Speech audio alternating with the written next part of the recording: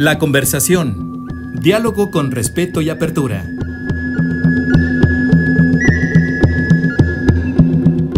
Hoy, antropólogo Diego Prieto.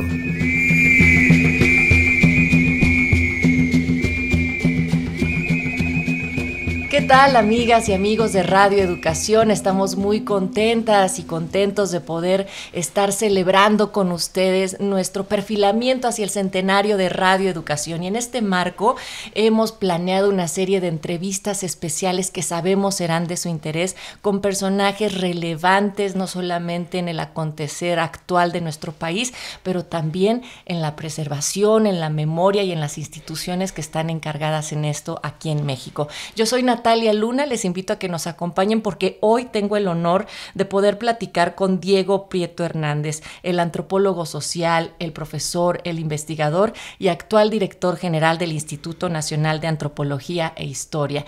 Diego, es un placer recibirte aquí en Radio Educación. Muy buenos días, Natalia, con el gusto de platicar contigo y dirigirnos al amplio público de Radio Educación, que tiene cientos de miles de seguidores y que, por supuesto, es una gran institución que está cumpliendo ya próximamente 100 años y el instituto un poco más joven, pero también una institución ya de enorme trayectoria y experiencia. Estamos por celebrar los 85 años del surgimiento de esta institución, que nace en el periodo de gobierno del general Lázaro Cárdenas, con la encomienda de investigar, de cuidar, de proteger desde el punto de vista jurídico y técnico, y también de difundir y poner al disfrute público el inmenso patrimonio arqueológico, histórico, antropológico y más tarde también paleontológico. Se nos encomendó atender este patrimonio y formar profesionales de la antropología, la historia y las disciplinas que se ocupan de el cuidado y conservación del patrimonio cultural. Tenemos 3 escuelas en esta gran institución, un inmenso número de museos, zonas arqueológicas, acervos de toda índole, y estamos el próximo 3 de febrero cumpliendo 85 años de existencia. Este 2024 sin duda será uno de muchas celebraciones para diversas instituciones, Diego. ¿Qué reflexiones van a estar pues dirigiendo, por así decirlo, los 85 años del INAH? Pues la idea es justamente hacer una serie de actividades académicas, editoriales, culturales, de reflexión y también, por qué no decirlo, de celebración alrededor de esta efeméride. Se trata de hacer un balance de lo que ha sido esta institución, que, pues como podemos observar, ha atravesado por distintos periodos de la historia de México. Surgimos en plena efervescencia revolucionaria con Lázaro Cárdenas, después entramos a este periodo que han llamado desarrollo estabilizador, el llamado milagro mexicano, un crecimiento importante y sostenido de la economía, pero con desigualdad. Después entramos en todo el periodo de crisis que se da a partir del 68, donde empieza el régimen a mostrar signos de desgaste, y la emergencia del neoliberalismo, que fue disminuyendo la importancia y participación del Estado en muchos ámbitos. No obstante, el instituto defendió bastante la plaza, a pesar de presiones, a pesar de señalamientos, por ejemplo, en el sentido de privatizar las zonas arqueológicas. Esto afortunadamente no ocurrió. Prácticamente estaban desmantelando las instituciones del Estado y el instituto pudo sostener la pertinencia de que el patrimonio arqueológico, sobre todo, y la normatividad sobre el cuidado del patrimonio histórico siguiera siendo una actividad exclusiva del Estado mexicano, y el Instituto Nacional de Antropología, sin dejar de atender la autorización de investigaciones por parte de universidades extranjeras, de centros de investigación de otros países, de universidades e instituciones de este país, mantiene la rectoría en lo que respecta a la tarea de conservar, de proteger jurídica y técnicamente este valioso patrimonio cultural de nuestro país. Y por ello y muchas otras razones, también nosotros daremos seguimiento y también nos involucraremos en las celebraciones que tenga el INA en estos primeros 85 años, Diego. Sin embargo, hemos querido reunirnos y platicar contigo para poder adentrarnos en el proyecto en el que participó el Instituto Nacional de Antropología e Historia de manera fundamental, no solamente en las investigaciones, sino también que tendrá una perspectiva hacia el futuro en cuanto a la planeación, diseño y ejecución del Tren Maya. Una obra, sin duda, que tiene un plan inédito de investigación arqueológica y conservación patrimonial sin precedentes. En este sentido, ustedes desempeñaron un papel fundamental durante la construcción del Tren Maya, que es este proyecto tan ambicioso de infraestructura en nuestro país, que también está buscando impulsar un desarrollo económico y turístico en la región sureste del país.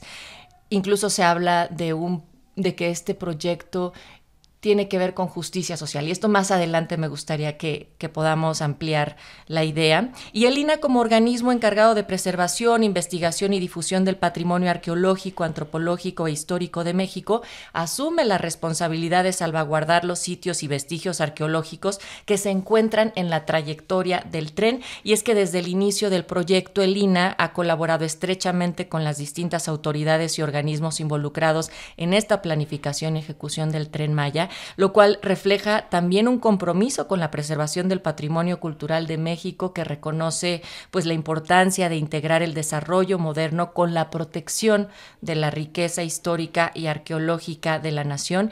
Y dentro de este enfoque también que se asegure el progreso económico para que sea de manera sostenible y que se respete y se valore la diversidad cultural que caracteriza a la región del sureste de México. Ahora, estaremos hablando sobre los distintos aspectos, no solamente lo que respecta al INA, sino también en cuanto a las distintas opiniones y las voces críticas que se han suscitado durante todo este proceso. Y lo digo desde este momento para que nuestras audiencias también puedan quedarse con nosotros, puedan estar también pendientes a hacer una escucha activa. Y en este sentido, Diego Prieto Hernández, director general del INA, me gustaría que podamos dar un contexto, cómo se involucra el INA desde un inicio para poder estar presentes en el proyecto del Tren Maya. Muy bien, bueno, pues tú lo has dicho mejor que yo. Ya me quitaste el relato, ¿no? No, mira, hay que partir de lo siguiente. Precisamente en el mismo contexto de los 85 años, el INA surge en un momento en el que el país está creciendo. Se están emprendiendo una gran cantidad de obras públicas y privadas también. Está iniciando un crecimiento urbano muy fuerte, sobre todo en áreas metropolitanas como la Ciudad de México, Guadalajara y Monterrey. Y el INA justamente entra en este proceso de crecimiento nacional para hacerse cargo de evitar que todos estos proyectos lleguen a afectar o trabajen en desmedro de nuestro patrimonio histórico y arqueológico. Hay que cuidar los centros históricos, hay que salvamentar los materiales y la información que surge de obras públicas o de obras de cualquier tipo en donde las excavaciones pueden suponer la remoción de vestigios arqueológicos. Hay que adelantarse. En un principio no fue sencillo. Una serie de obras efectivamente afectaron sensiblemente el patrimonio arqueológico. Podría yo decirte que estuvieron a punto de desaparecer la zona arqueológica de Tlatelolco cuando se hizo la unidad habitacional Nonalco-Tlatelolco. Y cuando se hizo esa unidad, poco se atendía la intervención previa del instituto. Sin embargo, el instituto fue ganando presencia. Hay un punto muy importante de quiebre en esta participación, que es la promulgación en 1972 de la Ley Federal sobre Monumentos y Zonas Arqueológicos, Artísticos, Históricos, que obliga a que cualquier particular o cualquier institución que va a hacer una obra que implique intervención sobre un territorio, que implique la posible alteración de contextos arqueológicos o que implique la afectación a monumentos históricos, tiene que solicitar el permiso del instituto. Esta ley nos dio fortaleza. Esta ley nos permitió, por ejemplo, acometer salvamentos muy complejos como los del metro de la Ciudad de México. Hubo que, en un momento dado, impedir que una línea del metro atravesara la Plaza Mayor de la Ciudad de México, porque eso iba a suponer una remoción muy compleja de materiales arqueológicos. Y sin embargo, como bien lo has dicho, con toda puntualidad, el instituto también es consciente de que no podemos impedir el desarrollo de las obras, que no podemos evitar que las ciudades sigan teniendo un crecimiento urbano, no podemos impedir que se desarrollen fraccionamientos industriales, carreteras, vías férreas, exploraciones y pozos petroleros, en fin. Entonces, lo que tenemos que hacer siempre, pues, es actuar con eficacia, con rapidez, con oportunidad y de preferencia con anticipación. Aquí lo más importante es la anticipación. ¿Para qué? Para que podamos en primer lugar ver si un proyecto es viable, para que podamos efectivamente hacernos cargo de cuáles son los vestigios, los materiales arqueológicos que en un momento dado vamos a poder recuperar y para hacernos cargo del acompañamiento de toda la obra. Insisto, porque a veces se piensa que las obras son enemigas del patrimonio y no necesariamente.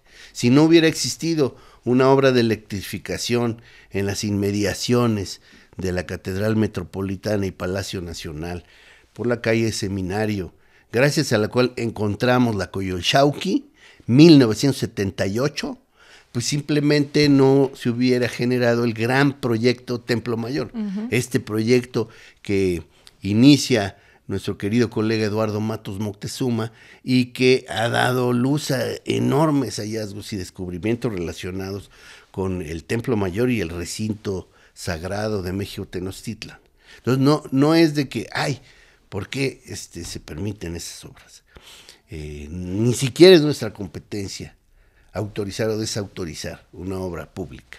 Eso pues tiene que ver con las prioridades, estrategias y definiciones que devienen del Poder Ejecutivo fundamentalmente. Y en ese sentido una obra prioritaria como el Tren Maya, que por supuesto puede ser discutible, pero que además ya está funcionando en una gran medida, ya desde Cancún a Palenque podemos transitar en el tren, suponía desde un principio estar allí. Y fíjate, Natalia, que desde antes de que este gobierno iniciara, el INAH había sido convocado. Desde el año 2018, después del triunfo de el entonces presidente electo, ahora presidente constitucional de México, Andrés Manuel López Obrador, nos invitaron a ir conociendo del desarrollo, de los trazos, ¿no?, de los planteamientos que devenían del Tren Maya. Claro, en ese momento fue una información preliminar, pero esto sí es muy importante, que habla de que el gobierno, digamos, en ciernes ya era consciente de que iba a ser necesario trabajar por el cuidado de este patrimonio. Después, pues ya empezamos a trabajar, sobre todo ya desde el 19, pero ya en el año 2020, ya en terreno, empezamos a trabajar en la tarea primero que llamamos prospectiva. ¿Qué es la prospectiva? Nosotros, cuando hay un proyecto, hacemos primero el recuento del estado del arte, es decir, qué se sabe de esos lugares, qué tenemos en nuestro atlas o registro de localizaciones arqueológicas, qué tenemos de mapeos, de imágenes, en fin. Te quiero decir que el INAH tiene un registro que se acerca a los 60,000 sitios donde hay determinados vestigios arqueológicos, elementos arqueológicos, ya sean de carácter mueble o inmueble. Es decir, ya tenemos una información previa. Luego, ¿qué sigue? El uso de las tecnologías contemporáneas nos ayudó mucho.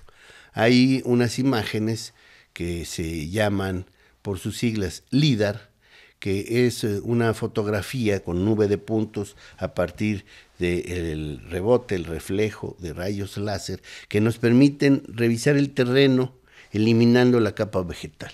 Es decir, podemos conocer todos los accidentes que hay en el terreno gracias a este mapeo, a este vuelo LIDAR. Y entonces lo siguiente que solicitamos es que nos fueran proporcionando las imágenes LIDAR de los trazos que de manera inicial habían planteado para los diferentes tramos del tren. Entonces ya sabíamos más o menos qué íbamos a poder encontrar, porque en la imagen del LIDAR se puede observar una plataforma, se puede observar un camino, se puede observar un edificio, se puede, ¿no? Claro, no tenemos el detalle exacto del estado de conservación, no podemos conocer exactamente las características arquitectónicas. Por eso no hay ningún vuelo LIDAR que sustituya a los recorridos de campo. Esa es la siguiente tarea dentro de la fase prospectiva. La prospección termina con el recorrido de campo y con el registro puntual de elementos, sobre todo de carácter inmueble, que ya hemos podido localizar, identificar. Esos vestigios se clasifican de acuerdo con sus características. Tipo 1, tipo 2, tipo 3, tipo 4. Tipo 1 es que prácticamente no hay vestigios inmuebles, hay más bien fragmentos de cerámica, figurillas, navajitas, objetos muebles que por su naturaleza pueden ser recuperados, a veces en el propio recorrido y si no, en los recorridos previos ya al arranque de obras. Tipo 2, ¿no? Son elementos que también pueden ser recuperados, elementos que si bien tienen un carácter inmueble, se pueden de manera inmediata registrar, se van a quedar en su mayoría subsumidos como una reserva de investigación, hay que registrar, hay que georreferenciar. Tipo 3 son aquellos que en un momento dado admiten y requieren una mayor excavación, una mayor intervención, pero que no necesariamente suponen modificaciones en el trazo o modificaciones en la ingeniería, aunque pueden sugerir estas modificaciones. Y tipo 4 son edificios que por su relevancia consideramos deben considerarse in situ, o sea, en el lugar, y que sí pueden suponer algunas modificaciones en el trazo. Entonces fueron muy permeables los constructores cuando, una vez mostrándoles las dimensiones y características de estos inmuebles, les propusimos que hicieran algunos cambios de trazo. ¿Qué viene después? Pues ya viene toda la tarea fina del registro, de la georreferenciación, de la recuperación de aquellos materiales que son de carácter mueble, previo a la entrada de la maquinaria, el acompañamiento en las tareas de despalme, también para la recuperación de materiales, y toda la parte de recuperación de materiales a la que le sigue la parte ya de las excavaciones. Es decir, en algunos sitios, tipo 3, tipo 4, se le pedía al constructor que nos esperara, ¿no?, previo a la liberación total de la obra, a poder hacer las excavaciones. Entonces, primero se da un visto bueno del trazo, ya lo modificamos o no, se da un visto bueno del trazo y luego se van liberando los tramos de obra, ya para que entren las maquinarias sin ningún problema. Efectivamente, pues hay una serie de polémicas. Yo distinguiría aquellas que tienen que ver con temas sociales, aquellas que tienen que ver con temas ambientales y o arqueológicos. La primera, el instituto, como sabes, y qué bueno que tú planteas aquí una visión polémica, nunca elude el debate, la discusión. Efectivamente, nosotros no hacemos solo arqueología, hacemos también antropología en su sentido más amplio, nos acercamos a las comunidades, allí llegamos ya no como una autoridad que tenga competencias, digamos, de carácter vinculante o vinculatorio, pero sí como una institución preocupada de acercarse a la comunidad, de pulsar cuáles son sus necesidades y sus expectativas.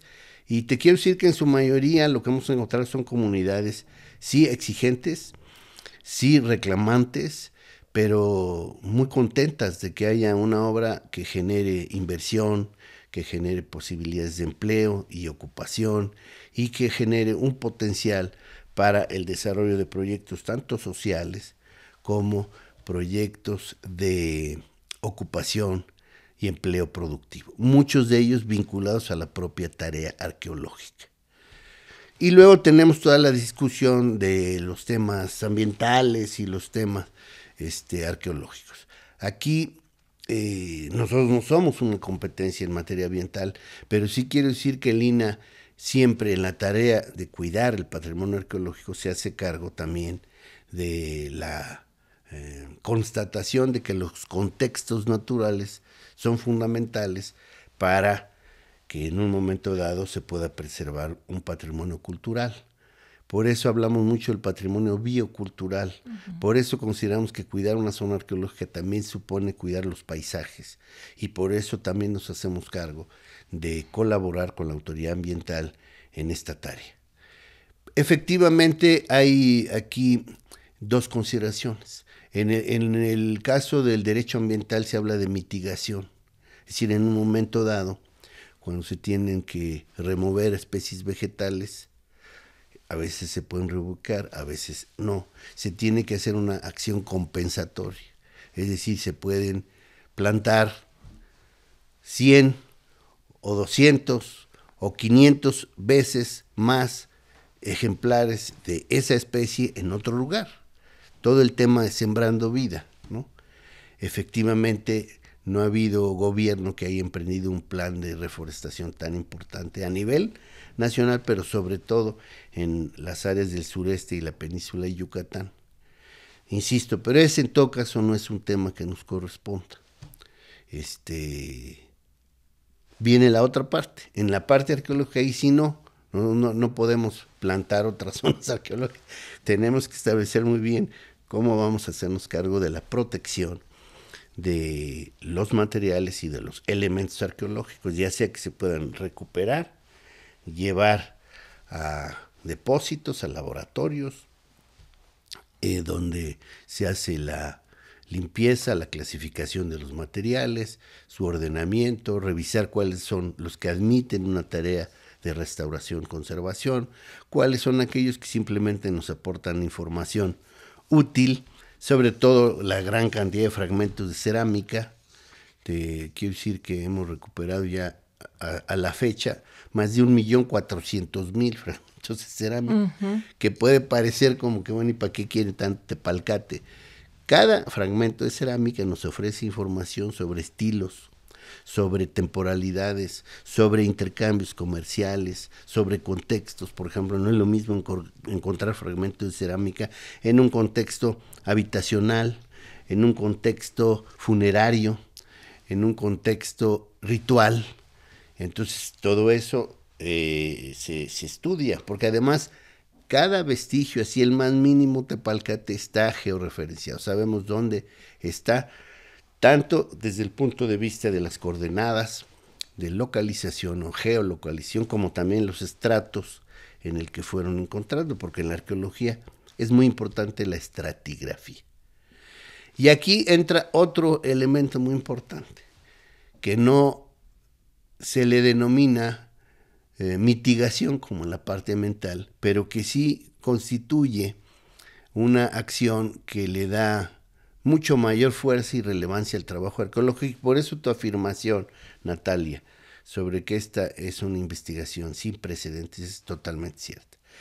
Desde un principio, pero ya sobre todo cuando iba cierto avance en la obra y en el salvamento arqueológico, el presidente señaló que no podíamos conformarnos con un sistema ferroviario, que si la gente se transportaría en toda esta ruta, ¿no?, de Palenque a Campeche, de Campeche a Mérida, de Mérida a Chichén Itzá, de Chichén Itzá a Valladolid, de Valladolid a Cancún, de Cancún a Playa del Carmen, de Playa del Carmen a Tulum, de Tulum a Bacalar, de Bacalar a Chetumal, de Chetumal a Espujil, de Espujil a regresar a Escárcega, pues eso cobraría sentido pleno si tenían alguna motivación para que los 30 y tantos millones de turistas que llegan a Cancún se internaran en la península y en la selva maya. De ahí también una guía del Tren Maya. Sí, no, pero antes que la guía dijo, entonces tiene que haber un programa que le llamamos así para que las siglas quedaran bonitas, Programa de Mejoramiento de Zonas Arqueológicas, Promesa por sus siglas. Entonces, primero, también nos dijo el presidente, nada más que no exageren mucho, porque pues alrededor de lo que es la ruta del Tren Maya hay más de 45 zonas. Entonces nos planteó, escojan unas 20. Ok. En realidad pues siempre todo va creciendo con el optimismo y el entusiasmo, porque además a toda la gente le ha encantado lo que estamos haciendo en el Promesa. Cada 15 días presentamos videos de lo que se hace en una zona, en otra. Muchas zonas la gente ni había escuchado, de Cojunlich tal vez, de Sibanchequinichna. La gente no sabía qué es el Meco, o la gente no conocía Xcalumquín, o no sabía exactamente todas estas zonas que constituyen lo que llamamos Ruta PUC. Entonces ya son 29, y probablemente este año podamos pedir permiso para intervenir una o dos más. 29 zonas arqueológicas. En todas ellas se hace investigación, porque el instituto tiene como tarea primera a la investigación. Recuerdas, tú misma lo dijiste, tenemos 4 funciones sustantivas desde que nace el INAH: la investigación, la conservación, que abarca toda la parte de protección legal y técnica, la difusión, que tiene que ver con el disfrute social del patrimonio, y la docencia. Pero la actividad que informa a las demás es la investigación. Para conservar necesitamos conocer, para difundir necesitamos conocer, para enseñar. Entonces, en todas las zonas se hace investigación, se hacen acciones de conservación, porque efectivamente en cualquier zona, en la medida en que uno libera las estructuras, empieza a haber deterioros. La lluvia, el viento, los cambios de clima, de temperatura, los cambios de condiciones de humedad, por ejemplo, al interior de la tumba de Pacal, generan problemas de conservación en los estucos, en la pintura mural. Entonces hay que hacer una gran tarea de conservación. Y también acciones de mejoramiento y acondicionamiento de infraestructuras esenciales y necesarias para una mejor experiencia de visita. Se van a establecer 9 nuevos museos. Se van a construir 10 centros de atención a visitantes. Y en todos los casos se van a mejorar las unidades de servicio, las vías de acceso, las taquillas, los sanitarios, para que la gente tenga una experiencia muy agradable. Estamos platicando con Diego Prieto Hernández, el director general del Instituto Nacional de Antropología e Historia, en estos programas especiales, en el marco del arranque ya del proyecto del Tren Maya y la participación que tuvo el INAH de manera activa y que tendrá también con estas perspectivas hacia el futuro, con los museos, con los centros de atención a visitantes, también, por supuesto, con las distintas comunidades.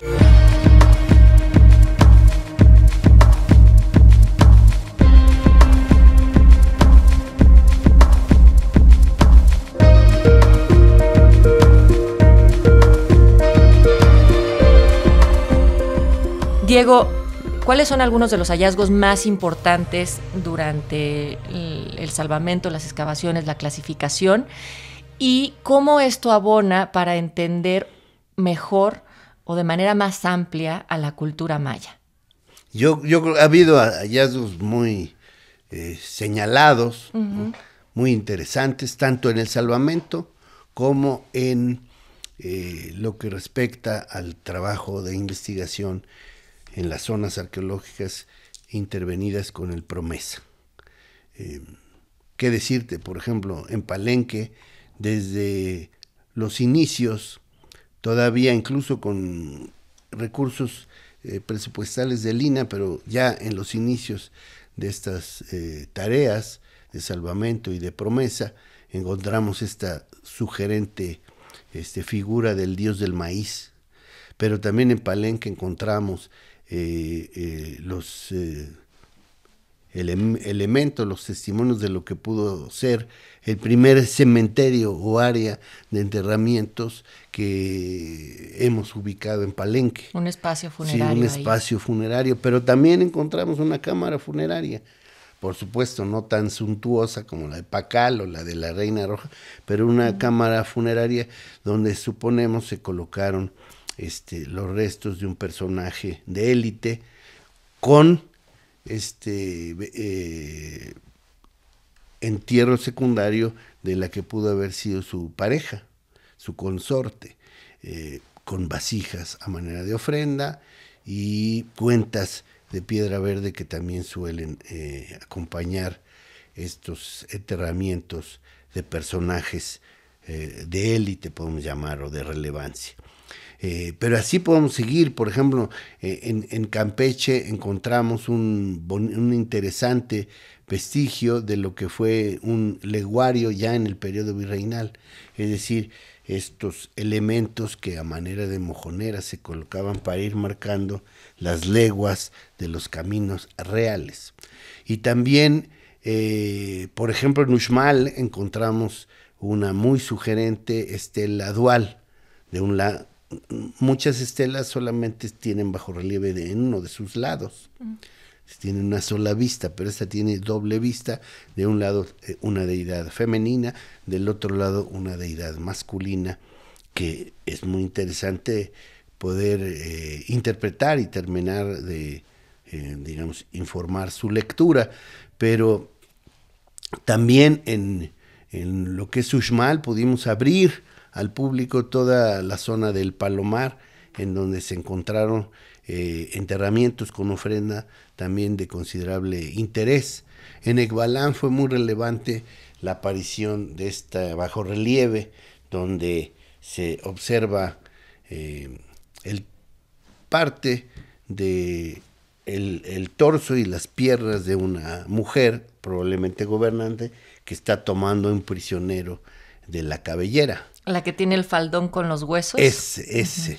Y que está tomando a un sujeto de la cabellera. Estas bajorrelieves donde se está hablando de la toma de prisioneros son importantes porque en realidad las guerras en Mesoamérica tenían más que ver con matar gente, con tomar prisioneros. El que tomaba prisioneros o más prisioneros, pues se asumía como triunfante. Este hallazgo fue en Ekbalán muy interesante, pero además alrededor de los trabajos en la Acrópolis de Ekbalán pudimos encontrar otras piezas de enorme valor. En el tramo 2 y 3 encontramos una gran cantidad de vasijas de diferentes estilos que son hermosas, vasijas y platos. Fue muy connotada una vasija chocolatera, donde se puede leer que esa vasija es para tomar su chocolate o su cacao fresco. Y hay una vasija atolera. Ahora, aunque en Yucatán ahorita no toman mucho atolé, sí les puedo decir que hacia el siglo IX, yo creo que sí tomaban atole, porque eso está escrito en una vasija de un personaje donde aparece también su nombre. Es decir, hemos encontrado también bastantes vasijas con escritura. Ya sabes que pues, los mayas tenían una escritura muy eficiente, porque era al mismo tiempo fonológica e ideográfica. Los glifos pueden significar palabras o conceptos, pero también sílabas. Entonces se puede en maya escribir lo que tú quieras, porque cuentas con este sistema fonológico que descubrió lingüista y semiólogo soviético Yuri Norosov. Luego en Chichén Itzá, por ejemplo, encontramos un muy interesante disco solar, ¿no? En Chichén Itzá pudimos abrir ya a la visita pública Chichén Viejo o serie inicial. Y cuando estábamos abriendo Chichén Viejo y serie inicial, apareció una bonita figura de un atlante, ¿no? Que son típicas de Chichén Itzá, típicas de este periodo que los arqueólogos suelen llamar preclásico tardío o epiclásico, que coincide en el caso del centro de México con la emergencia de Tula. Chichén Itzá es como Tula, ¿no? Incluso algunos dicen que no es que los toltecas hayan influido en los mayas, sino puede haber sido viceversa. Pero entonces encontramos este Atlante y luego, por ejemplo, en la zona de Muyil, vamos a recuperar varias edificaciones que no estaban abiertas a la visita al público. En Tulum hemos encontrado también algunos enterramientos y vamos a extender la zona de visita porque ya está muy saturada la parte amurallada, para que puedan irse a dos pequeños conjuntos también pegados al mar, que a uno le llamamos nauyacas y a otro le llamamos cresterías. En Ixcabal, esa zona no está abierta al público, gracias a la iniciativa de la gobernadora Mara y del presidente. Incluimos esta zona para que este año se abra al público, pero es una verdadera ciudad considerablemente grande, en donde solo habíamos liberado 3 estructuras y ahora pues vamos a tener liberadas más de 30. Y es una ciudad muy interesante porque cuenta con una aguada, conocida como la aguada de los cocodrilos, es decir, un depósito de agua construido por los antepasados mayas, precisamente en un área en donde el agua no es tan abundante. También en lo que es el tramo 5 Sur, donde ha habido la mayor polémica ambiental y donde se tuvo que revisar el trazo y se tuvo que cambiar el trazo y se tuvo que tener como solución que la mayor parte de el tramo 5 Sur se va por viaducto, es decir, se va elevado, para que no se afecten las grutas, las cavernas, los cuerpos cavernosos, los ríos subterráneos, y se pueda también ahí preservar el paso libre de la fauna. Pero ahí tenemos un conjunto ecoarqueológico, le llamamos, donde hemos hecho estudios muy interesantes. Uno es Paamul 2, que es un sitio con edificios, más de 60 edificios, grandes y pequeños. No todos los vamos a liberar, pero queremos que la zona sea visitable. Y articulado con Paamul 2 está esta que se llama Cueva 8 Balas, donde hay un templo costa oriental dentro de una cueva que fue muy difundido en toda la prensa internacional. Otra que llamamos Cueva de Manitas, porque están estas expresiones que son prácticamente universales del arte rupestre, que es cuando los antiguos marcaban sus manos, ¿no?, pintando alrededor de eso que hicimos nosotros desde niños. Sí. Luego está otra cueva, otra caverna muy importante, que es Garra de Jaguar, y que obligó a los constructores a una solución con un puente atirantado. Entonces, eso es en el tramo 5, pero la mayor cantidad de hallazgos, digamos, en el sentido de que constantemente van apareciendo vasijas, urnas funerarias, vasos, platos y edificios de todo tipo, fue en el tramo 7. En el tramo 7 tuvimos incluso que tener un dispositivo especial que el presidente instruyó para que nos ayudaran los elementos de la tropa a todo el trabajo de ir abriendo el camino e ir recuperando materiales bajo la conducción de los arqueólogos del INA y contratados por el INA. Y ahí, bueno, el lunes presentamos una muy hermosa urna funeraria de tipo Cats. Son los estilos que van denominando los arqueólogos para distinguir estilos cerámicos o estilos arquitectónicos. Y ahí aparece una muy interesante figura del dios del maíz emergiendo de las hojas de la mazorca.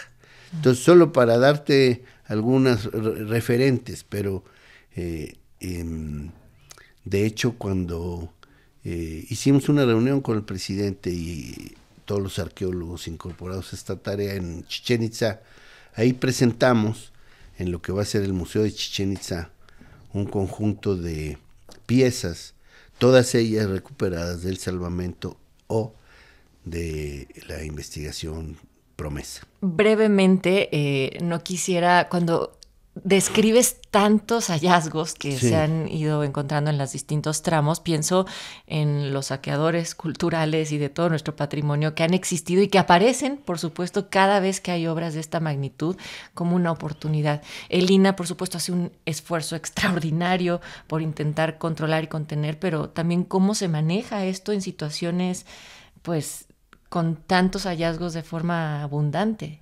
Bueno, pues tenemos protocolos ya muy establecidos, una cadena de custodia para que no se nos pierda ni una cuenta de collar. Todo se va registrando, hay un protocolo de custodia y por supuesto tenemos cuidado para que en las áreas de destino y depósito de estos materiales pues haya suficiente vigilancia y seguridad, por un lado. Por otro lado, sí ha ocurrido que en un momento dado llegan, no sabemos si curiosos o saqueadores, pero afortunadamente no ha pasado de que tratan de sacar cosas, generalmente no lo logran porque lo tienen que hacer anoche. Pero además, lo que sí es cierto es que los arqueólogos y los egresados de las carreras de arqueología, antropología física, antropología social y también biólogos que trabajan con nosotros, cuando por ejemplo encuentran un entierro, pues no se van hasta que no lo sacan. Hay veces que terminan sus jornadas a las 11 de la noche, a la 1 de la mañana, porque son conscientes que no pueden dejar a la mitad la recuperación del entierro o de la urna o de la ofrenda con vasijas y platos, claro, que tienen que levantar ese material.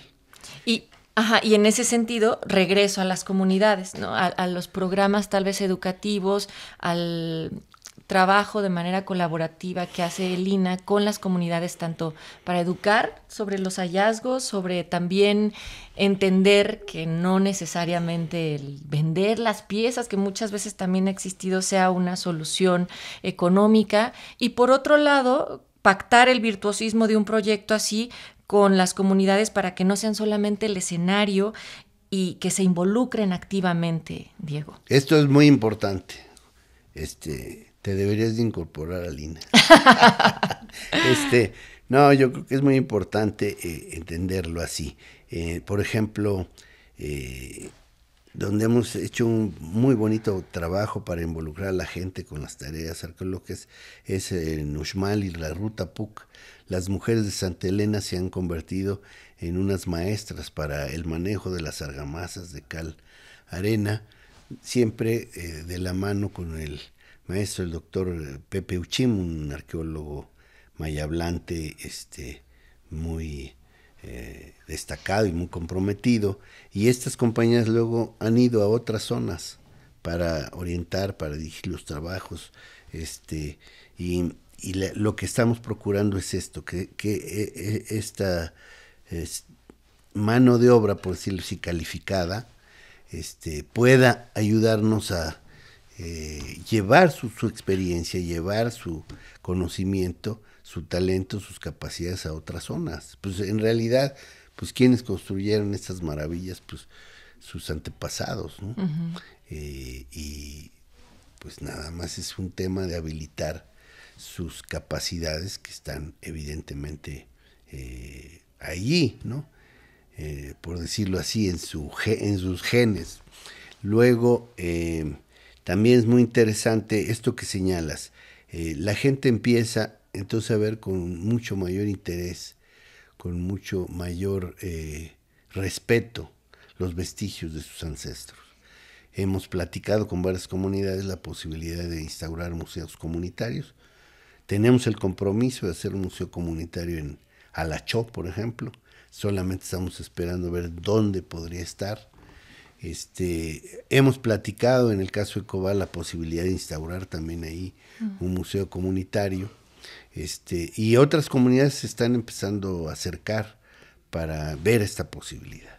Es decir, es muy importante el mensaje de que la recuperación del patrimonio arqueológico tiene que ir de la mano con la afirmación de la continuidad cultural e histórica de estas antiguas civilizaciones con los pueblos y culturas y grupos mayas del presente.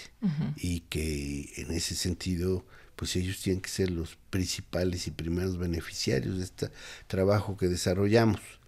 Incluso ya pudimos introducir en la legislación, en la ley de ingresos o ley de derechos del año 2024, que los integrantes de cualquier comunidad indígena en el entorno de las zonas arqueológicas entrarán libremente a las zonas arqueológicas, pues, porque para muchos de ellos pues son espacios sagrados, espacios de ritualidad, espacios de veneración de sus ancestros. Y en ese sentido también, como desde el INAH se piensa la vinculación con las distintas comunidades respecto a que la derrama económica, por ejemplo, además de artesanías, tenga otros alcances con la instalación de los museos, de los sitios, en fin.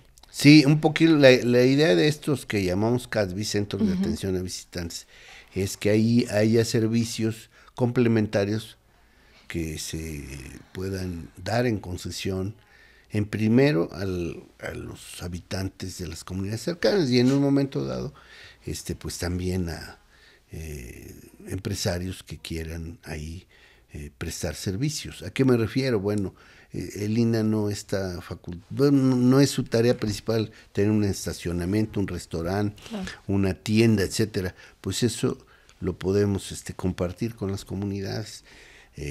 O bien con otras instituciones. Es muy importante que en las zonas arqueológicas haya un lugar donde se puedan obtener o comprar libros, ¿no? Haya librerías.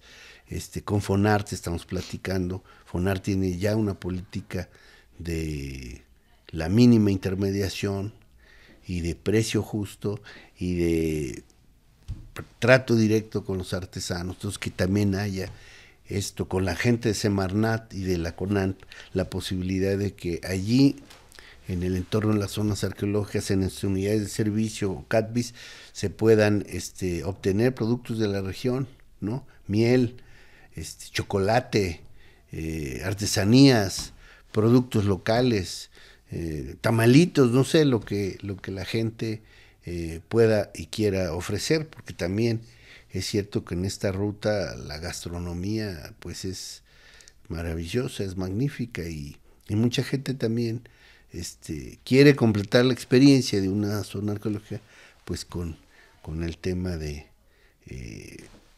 disfrutar de la cocina tradicional. Hay comunidades que, por ejemplo, la Zapatista, que decidieron no acompañar el proyecto. ¿Qué responderías también a esas voces críticas que tienen un lugar también en esta polémica? Pues que tienen un lugar. ¿Sabes dónde hay más impugnadores del Tren Maya? Es en el INAH. Sí, hay toda una serie de compañeros, sobre todo en las áreas de etnología y antropología social, que tienen sus dudas y pues están en su derecho. En el caso de los zapatistas, no están muy cerca. Tienen alguna incidencia en las cercanías de Palenque, es lo más que llegan, pero prácticamente más allá no tienen mucha presencia, aunque hay una organización interesante. Yo conozco algunos en Xpujil. Nada más que en Xpujil va a acontecer un hecho verdaderamente portentoso, prodigioso. Se están próximos a abrir ya empezar a funcionar el acueducto Adolfo López Mateos, que por primera vez va a llevar agua potable suficiente a Xpujil y a algunas comunidades aledañas. De manera que, bueno, espero que los compañeros también valoren estos hechos, porque no podemos ponernos así nomás en bulto. Tenemos que reconocer que hay cosas que son valiosas, que son importantes, y dar una polémica,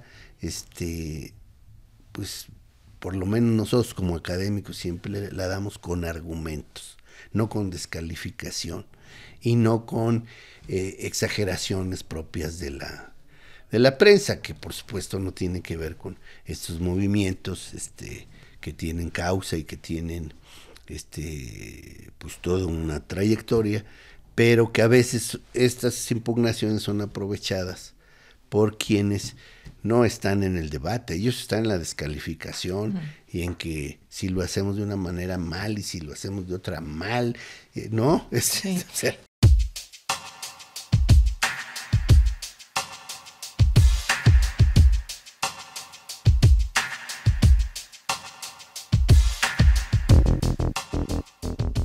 y en esa serie de argumentos, Diego, me gustaría que nos explicaras más por qué se ha nombrado al Tren Maya como una obra que también está haciendo justicia social y que también abona la recuperación del patrimonio, la memoria y la dignidad de las comunidades de hoy que se miran e identifican con las naciones mayas del pasado, como lo has declarado.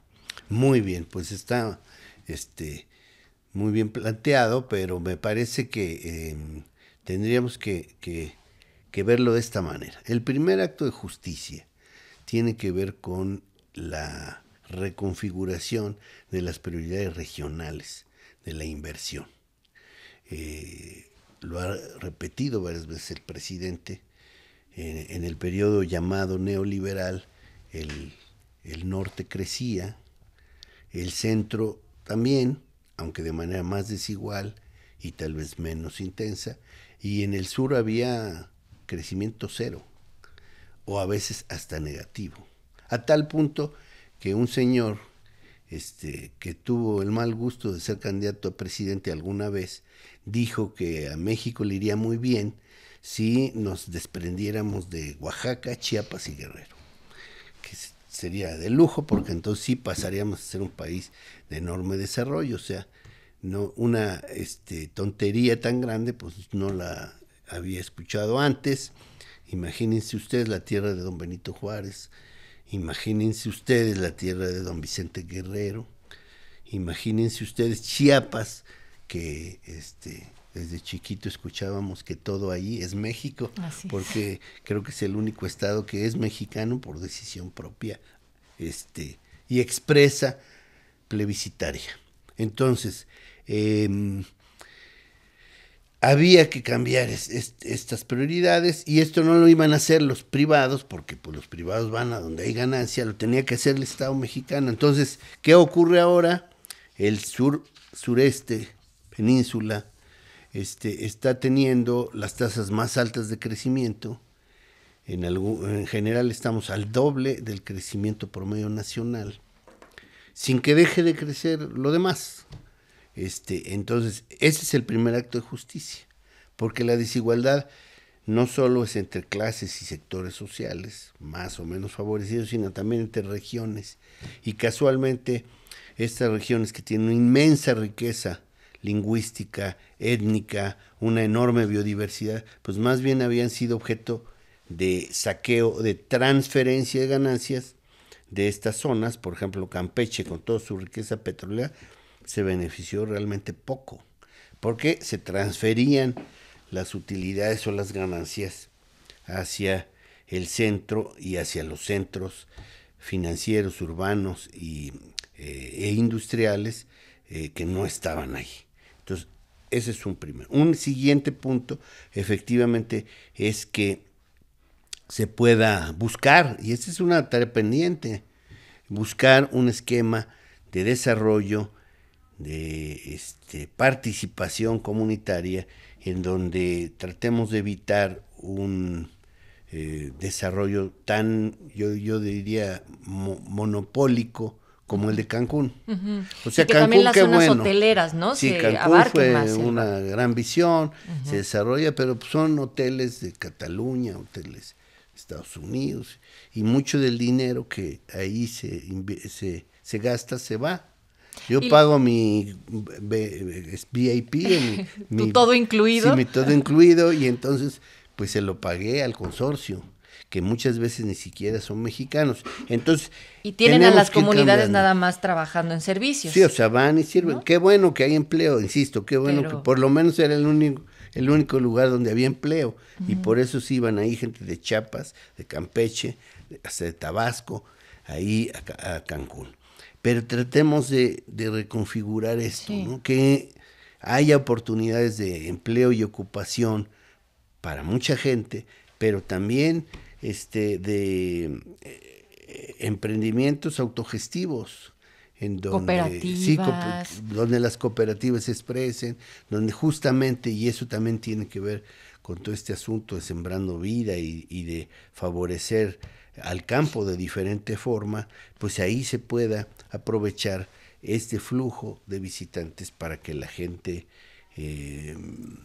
tenga oportunidades de ofrecer sus productos.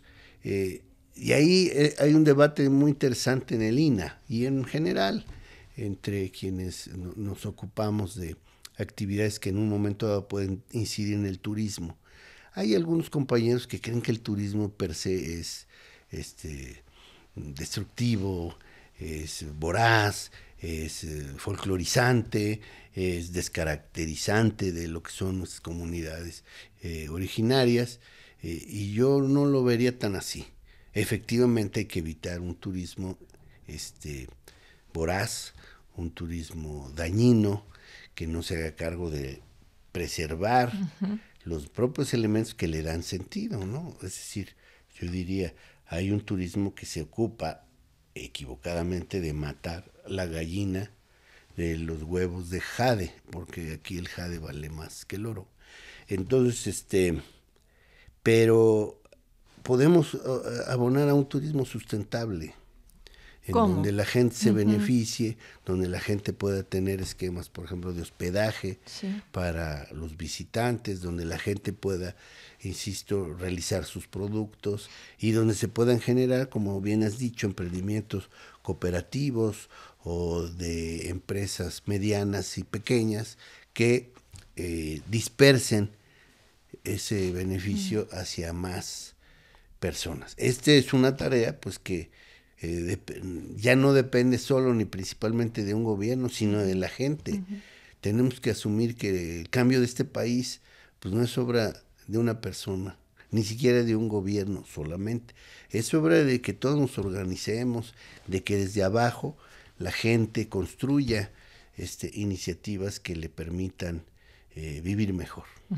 Y en ese sentido, ¿cómo se perfila la participación del INAH, digamos que a un mediano plazo, en el funcionamiento y la implementación del proyecto? Pues bueno, aquí también es una tarea de ir fortaleciendo un instituto más, diría yo, más cercano a la gente y un instituto más antropológico. A nosotros se nos busca generalmente por dos temas: la arqueología y los monumentos históricos, los centros históricos, ¿no? A tal punto que hay quien pueda pensar que el instituto es un Instituto Nacional de Arqueología y Monumentos Históricos, pero no es así. Desde un principio, desde hace 85 años, se nos puso como denominación antropología e historia. Es decir, nosotros tenemos que hacernos cargo, como lo planteara don Manuel Gamio, uno de los grandes fundadores de la antropología mexicana, de una acción integral hacia la sociedad, hacia los grupos humanos, y de comprender la continuidad que hay de estas antiguas civilizaciones con los pueblos originarios, pero en general con las sociedades del presente, porque todos tenemos de alguna manera elementos que devienen de este legado cultural. Y en ese sentido, ya no más la separación entre la arqueología, por un lado, y el trabajo antropológico por otro. Y tenemos que superar muchos, incluso episodios hasta de conflicto entre el INAH y las comunidades. No, es que esto no me lo tocas y aquí hay vestigios arqueológicos, y entonces muchas veces sin la explicación consecuente y sin involucrar a la gente, pues la gente nos veía como extraños. Mucho tiempo tuvimos tomada la zona de Cobá, por ejemplo. No, y nosotros en qué nos beneficiamos, etcétera. Ahí hay toda una discusión que hay que dar también con los propios ejidatarios que tienen pues toda una serie de emprendimientos ahí, no tienen tanto problema y tienen una relación que atender con el resto de la comunidad, porque los higuetas no es la comunidad de Cobá en su conjunto. Pero bueno, a lo que voy es que no podíamos estar confrontados. Tenemos que tener una buena relación. Lo logramos en Oaxaca con la comunidad de Santa Cruz, Jojocotlán, donde llegó un momento en que había un enfrentamiento muy fuerte, porque ellos querían aprovechar sus tierras para fraccionar, y pues el INAH no lo permitía. Pero entonces llegamos a acuerdos, ¿no? Que ellos aceptaron la expropiación convenida de las partes donde hay vestigios arqueológicos y donde no iban a poder hacer desarrollos urbanos, y ahora son nuestros super amigos. Eso es lo que necesitamos, hacer una investigación, una tarea integral en donde lo que logremos sea que las comunidades, que los pueblos originarios y los pueblos campesinos que están de alguna manera en el entorno, que están rodeando los sitios arqueológicos, nos ayuden en la tarea de cuidarlos, de ponerlos al disfrute público, de exponerlos y de que también sean espacios en donde se fortalezca su orgullo de pertenencia, su identidad, su continuidad histórica, porque si hay algo, y vamos a hacer un libro al respecto, si hay un tronco civilizatorio o un conjunto de pueblos articulados por afinidades lingüísticas, afinidades cosmogónicas, afinidades históricas, geográficas y de toda índole, son los mayas. Por eso empezamos a hablar de la nación maya como un gran entramado de pueblos, variantes lingüísticas y singularidades culturales que tienen una articulación suficiente para explicarnos, además, porque es difícil que encontremos un horizonte cultural tan continuo e identificable, porque hay mayas desde 500 años antes de Cristo hasta la actualidad. Entonces estamos hablando de 2500 años de historia. No cualquier otro grupo etnolingüístico se puede identificar con esta profundidad histórica, geográfica, ¿no? Los teotihuacanos no sabían ni qué hablaban. Los olmecas, pues quién sabe a dónde fueron a dar. Los toltecas, pues sí, ya tenemos un poquito más de información, pero una vez que cae Tula hacia el siglo XII de nuestra era, pues tampoco queda del todo claro. Los mexicas los podemos ubicar ya más o menos llegando al Valle de México en el siglo XII, ¿no? No son los más antiguos en el Valle de México. Y una vez que cae México Tenochtitlan, pues en su mayoría se reconfiguraron en los pueblos del Valle de México, ¿no? Entonces, en el caso de los mayas, podemos hablar de pueblos y de una formación nacional o étnico-nacional que ha mantenido la resistencia. Y yo creo que ahora, pues es lo que toca, que ellos también se resistan a proyectos que en un momento dado les puedan afectar en su propiedad, en su integridad, en su dignidad. Pues aquí, digo, no ha terminado la transformación de México y todavía